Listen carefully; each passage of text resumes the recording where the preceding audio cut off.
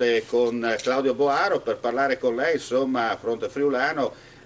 Il problema della raccolta delle firme, Boaro, si sta sempre più materializzando, no? Si sta materializzando non solo nei movimenti come il nostro, che non si è mai affacciato alle regionali, ma anche nei confronti dei partiti che hanno cambiato nome ultimamente e che quindi sono soggetti alla raccolta delle firme.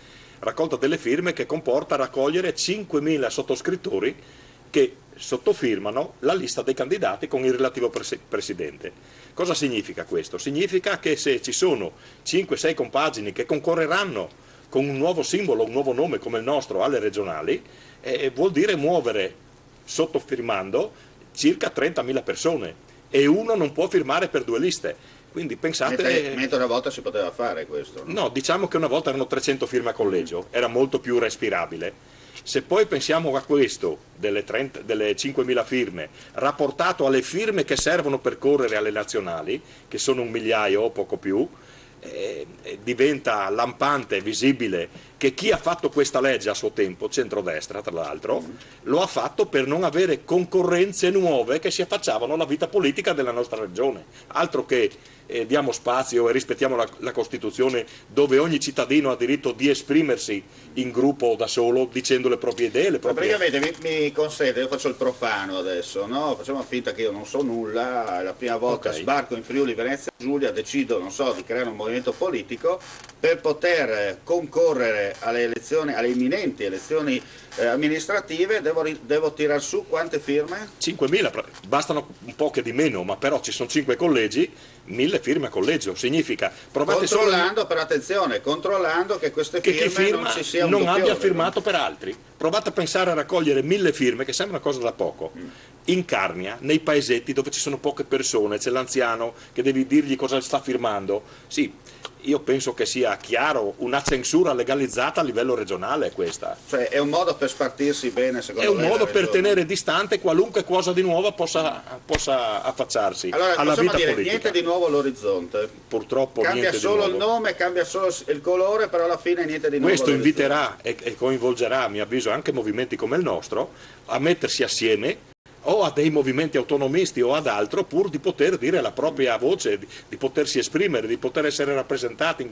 Però è stata di fatto fatta una censura per i nuovi gruppi che si affacceranno alla vita politica regionale. Senta, per poter cambiare questo sistema cosa bisogna fare? Basterebbe, civile, se vogliono, e io penso che fare un passo indietro, anche la giunta serracchiana adesso hanno il tempo per poterlo fare, e fare un passo indietro vuol dire dimostrare la buona fede e acquisire credibilità.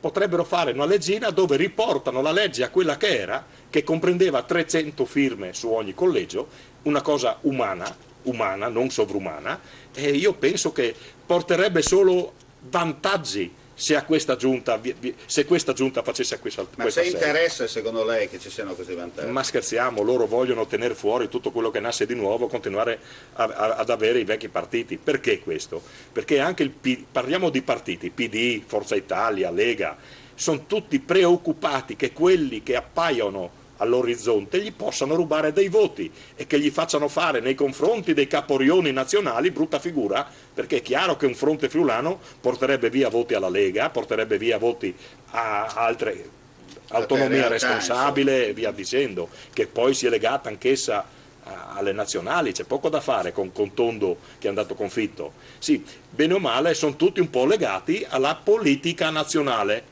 E questo la dice lunga, insomma, c'è una censura in atto, dai. Insomma, ne vedremo delle belle, come si dice. Sì, sì. Però la voglia di cambiare non c'è, no? Diciamoci la verità. No, la voglia di cambiare c'è. Ma non c'è. Però il cittadino... Secondo me non c'è la voglia di cambiare. Il cittadino, fino a quando ha qualcosa nel frigo da poter tagliare a fette... Avanti così e viva. Per essere corretti, no? E anche chiari nei confronti dei nostri telespettatori, perché a noi ci piace parlare diretto, il politically correct non è proprio il massimo in questi casi. Per essere corretti, no?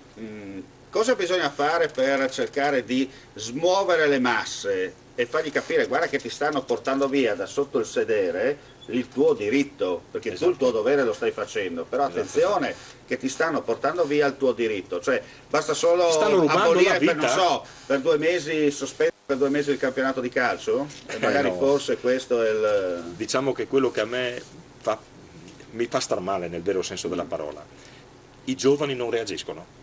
Noi le grosse rivoluzioni le intendo non quelle armate, quelle veramente sentite, sono state fatte sempre dai giovani, partendo dalle università, dalle scuole, dai posti di lavoro. Adesso c'è una rassegnazione tale che tanto andrà avanti così comunque, noi non abbiamo possibilità di cambiare niente. Vedete il teatrino che sta succedendo a livello nazionale, stanno lì a cincillare tutto, non parlano di cose concrete, vendono fumo che non vi dico, perché basta sentire cosa stanno proponendo, qui vivremo tutti di rendita secondo loro, però alla fin fine non cambieranno niente, c'è solo una guerra tra loro per raggiungere le sedie, basta. Fin quando ci sono le sedie c'è speranza, diceva qualcuno. Vabbè, allora io ringrazio il mio ospite, ringrazio come sempre voi gentili amici e amiche della Visione all'Ascolto che fedelmente ci state guardando attraverso il nostro canale 16 del digitale terrestre in Friuli Venezia Giulia e nel Veneto orientale. La voce del Friuli termina qui, vi lascio la programmazione di Video Regione 1 e noi torniamo come sempre stessa ora e stesso canale. Mandi!